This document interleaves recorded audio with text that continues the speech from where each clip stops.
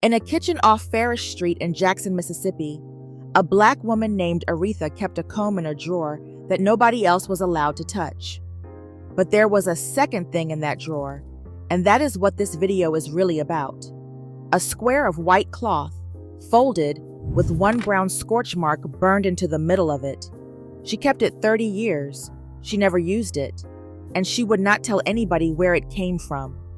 First, something almost nobody knows about that comb. When it went on sale in America, it was not sold for hair at all. It was sold as a grooming tool for a mustache. For men. Black women took a mustache tool and built a craft out of it. And the first patent for a comb designed to straighten tightly coiled hair did not go to Madam Walker, whatever you were told. It went in 1920 to a black man from Philadelphia named Walter Sammons. Aretha bought her comb in 1952, and from that day until she put it down 30 years later, she pressed more than 300 heads and burned nobody. But 1952 was not the beginning of her story. It was the middle of it. There were 10 rules, written down nowhere. Break one and the hair broke. Follow all 10 and a head of hair could be pressed every other week for 30 years and still hang past the shoulder blades. 10 to 1. And number 1 is not a product and not a technique at all. Number 10, the white cloth on the table. Before that comb touched anyone, it touched a piece of white cloth. Aretha kept a square of old white sheeting folded on the corner of the table. Not a dish towel, not a rag with color in it. White because color hides a scorch mark. She lifted the comb off the flame, laid it flat on the cloth, drew it across one time, slow. Then she looked. Clean cloth, the comb was ready. Brown streak. It went back on the stove eye to cool, and everybody waited.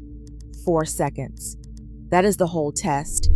And here is why it matters more than anything else on this list.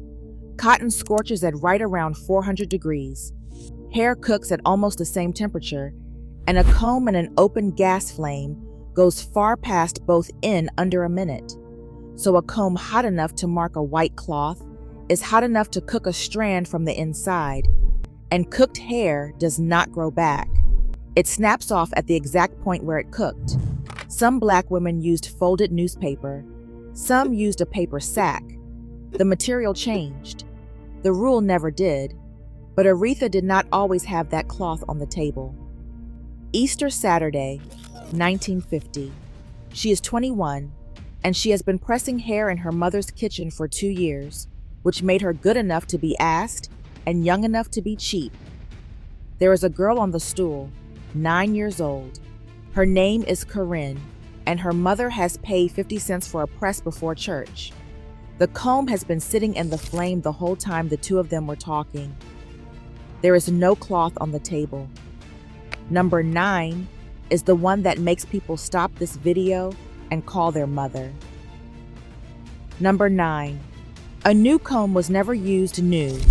When a black woman carried a new pressing comb home from the drugstore, she did not use it that day.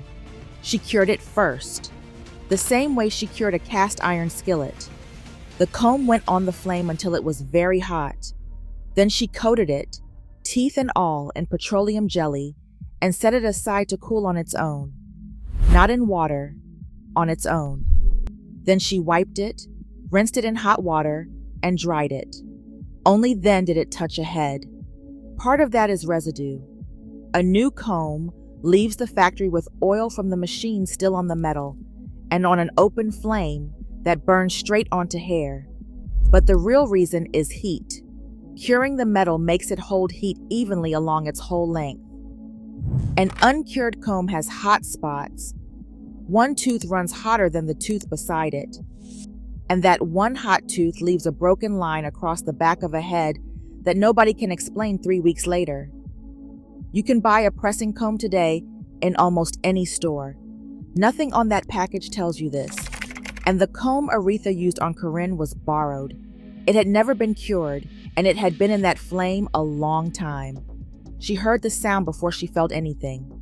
Not a sizzle, a small dry crack, like a match head. Corinne did not move. That is the part Aretha talked about for the rest of her life. The black child sat there and did not move because a 9-year-old in 1950 had been taught to sit still and hold her ear. Before number 8. If you can already smell that kitchen, press the like button. It tells the machine to carry this to more older black women who have been waiting for somebody to say these things out loud. And subscribe, because Black Grandma's Vault puts up a new one every other day. These are on Spotify too, if you would rather listen while you cook. Number 8. The black on the teeth was not dirt. It looks like grime. It is carbon. Grease and hair burned onto the steel and hardened in the grooves.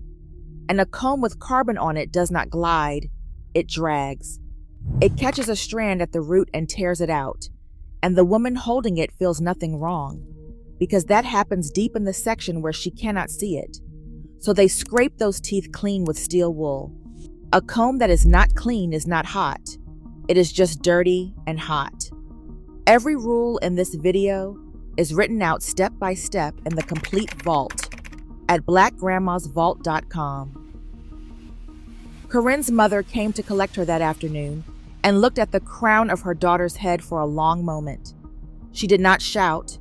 She paid the 50 cents anyway, said thank you, took the black child by the hand, and walked her home.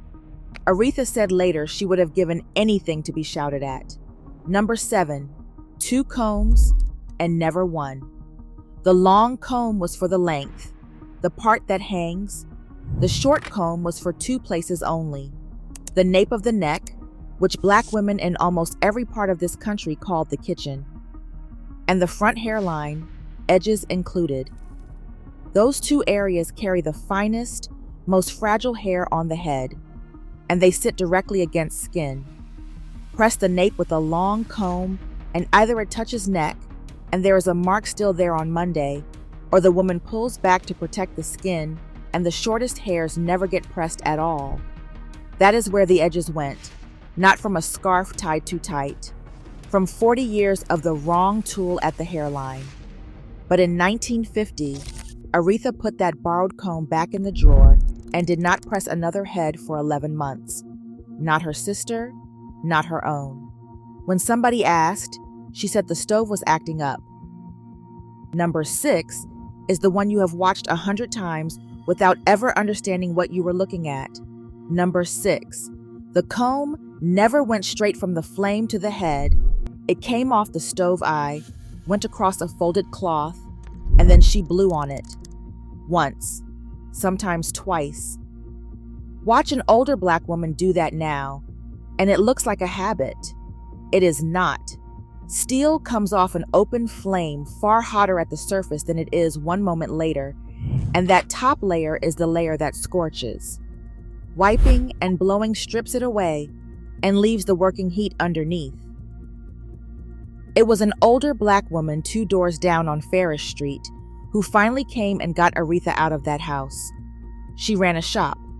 She had been pressing hair since before the war, and she did not comfort the younger woman, she taught her, standing at a stove for most of a winter. There were 10 things, and she taught them the way she had been taught them, by holding up both hands and counting them off on her fingers. 10 rules, 10 fingers, so a woman standing over a hot stove with a child in front of her could check herself without stopping. Number 5, bone dry or not at all. Air dried on the porch, sat under a hood dryer, dried by the stove in winter. Only when it was dry all the way down to the scalp did the comb come out. Not damp, not almost, dry. And this is not superstition, it is physics. There is water inside every strand, not only sitting on it. Put a comb at 350 degrees against a strand still holding water, and that water flashes to steam inside the hair. Steam expands hard enough to blow the outer layer of the strand open from the inside out. The hair looks fine when you finish, straight and shining. Then a week later, it is snapping off in the shower, and nobody can explain it. Those kitchens had a name for the sound, a pop. If you heard popping, you stopped. In 1952, Aretha walked into a drugstore on Farish Street and bought her own comb. She cured it that same night, and when she put it in the drawer, she put something in beside it. A square of white cloth, folded once, with one brown scorch mark burned into the middle of it. It was the cloth she had never used. Number 4 is the exact mistake the hot comb later got blamed for. Number 4. Grease went on the scalp. Oil went on the strand. They were never the same thing. A tin of Royal Crown, a jar of Dixie Peach, a can of Sulfur 8, Murray's. Those were scalp products. Thick, heavy, worked between the parts onto skin with a fingertip to keep the scalp from cracking under repeated heat. They were never meant for the length. On the length went a very small amount of light pressing oil, and small meant small. Barely a shine left on the palms. Load thick grease onto a strand and drag a hot comb through it, and you are not pressing that hair. You are frying it in fat. Grease burns before hair does, so the strand cooks inside a coating of burning fat, and the woman holding the comb cannot tell, because the smell of burning grease covers the smell of burning hair. And Corinne came back. Not that year. But by 1954, the girl was 13 and sitting on that stool every other Saturday, and she kept sitting on it into her 20s. Neither of those two black women ever said one word about Easter of 1950. Not once in 30 years. Number 3, thin sections, back to front, and the ear held down. Sections small enough that the comb takes the whole thing in one motion, because a thick section forces a woman to press the same hair twice. She started at the nape and worked forward, always. The hair at the back is coarsest and takes the most heat, and the comb is hottest the moment it leaves the flame. Then the ear folded down flat and held there while the comb came past. Every black woman who ever sat on that stool knows the phrase that went with it. Hold your ear. Corinne's hair grew back at the crown, most of it, but it came back thinner in one place, and it always did, and the woman wore her part a certain way her whole life, so it fell across that spot. Number 2, separated black women with hair down their back from black women whose hair never got past the ear. Number 2, 1 pass, never. 3, a section got 1 pass. If it honestly needed a second, that was allowed, and there was a name for it. A double press, done deliberately, on very coarse hair. 3 passes meant something was wrong, and the wrong thing was never the hair. Either the comb had gone too cool, or the section was too thick. Both belonged to the person holding the comb. So the careful one stopped, put the comb back on the flame, made the section smaller. The impatient ones ran it again, and again, and a 4th time harder, pressing down. Hair does not break the first time it takes too much heat. It breaks the 3rd time. Every pass pulls a little more water out of the strand and takes a little more of the outer layer off, and the damage stays invisible right up until the moment it is not. A woman who ran a comb through the same section 5 times to get it perfect walked out of that kitchen with the straightest hair in the church and lost 2 inches inside of a month. Now, stop. Because in 1968, Corinne was 27 years old, sitting in a doctor's office in Jackson, losing hair from the crown of her head in a patch that was spreading outward. That same year, 3 dermatologists published a paper on 51 African American women with exactly that pattern, and they named the thing hot comb alopecia. The name stuck for half a century. The doctor in Jackson told Corinne what everybody was told, that she had done this to herself, and Aretha spent the next 18 years believing she had put her hand on a 9-year-old child's head and taken something that never came back. Hold on to that, because it is not where this ends, which brings us to number 1.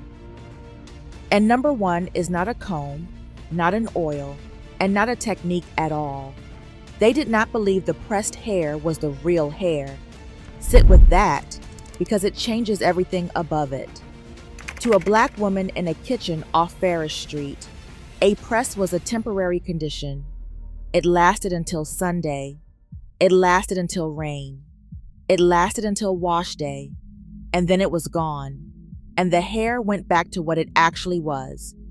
The straight hair was the visitor. The hair underneath was the resident. And every rule on this list exists to protect the resident. That is why she tested heat on cloth instead of on a head.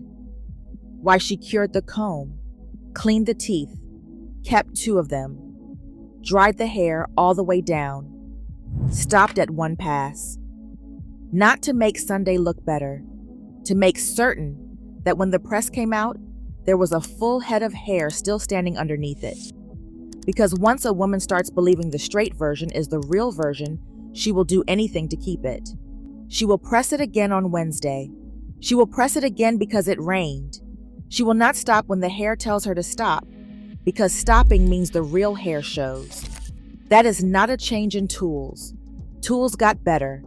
That is a change in what a woman believes she is looking at in the mirror. Aretha said the same thing to every girl who sat on that stool. It has to be able to go back. If it cannot go back, it is not a press. It is damage that happens to look nice on Sunday, and the cloth. She cut that square of white sheeting on Easter Saturday of 1950 and never got the chance to use it because she reached for the comb first.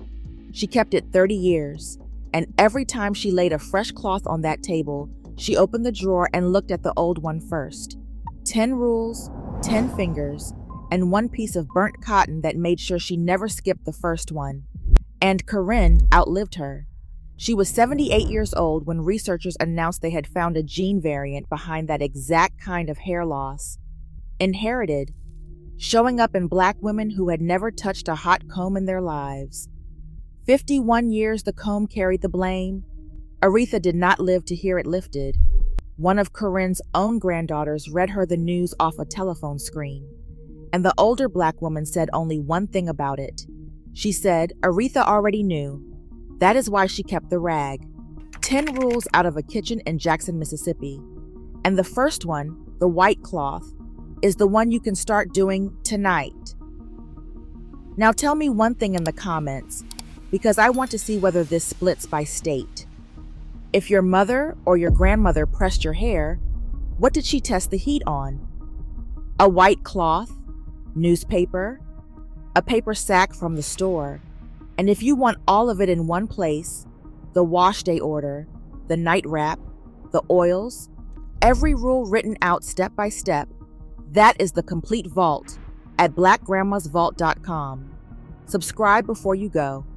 There is another one in 2 days, and it is about the thing that sat on the dresser in that very same room. The one that came before the comb every single time, and the one nobody talks about at all.